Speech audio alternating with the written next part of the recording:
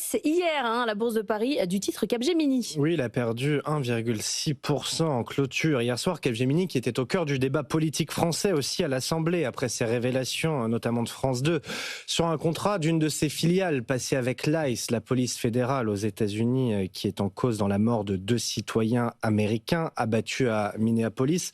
Ce qui suscite donc évidemment un tollé en interne chez Capgemini, Erwan Maurice. Au cœur du scandale, une solution de pistage imaginée par Capgemini. Appelée Skip Tracing, elle s'appuie sur l'intelligence artificielle. L'ICE s'en sert pour traquer des illégaux grâce à la collecte de renseignements comme des adresses.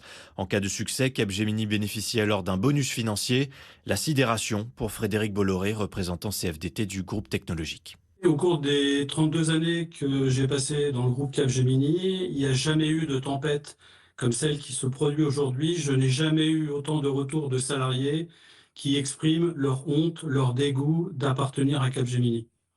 Jamais. Là, aujourd'hui, l'éthique n'est pas respectée. Nous demandons à ce qu'il y ait une désolidarisation du groupe, de la signature de ce contrat et du suivi de ce contrat. Car il s'agit d'un contrat de droit américain, piloté par les Américains et pour les Américains, nous dit ce représentant syndical.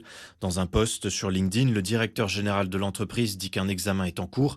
Les syndicats s'inquiètent de l'image négative que l'affaire fait peser sur l'entreprise. Dans les écoles où Capgemini essaye de se proposer comme étant le futur employeur de certains étudiants, il y a des retraits de candidature d'étudiants par rapport à Capgemini et à l'image que ça donne. L'affaire a pris un tournant politique ce mardi. Le ministre de l'économie a appelé la direction à agir au plus vite.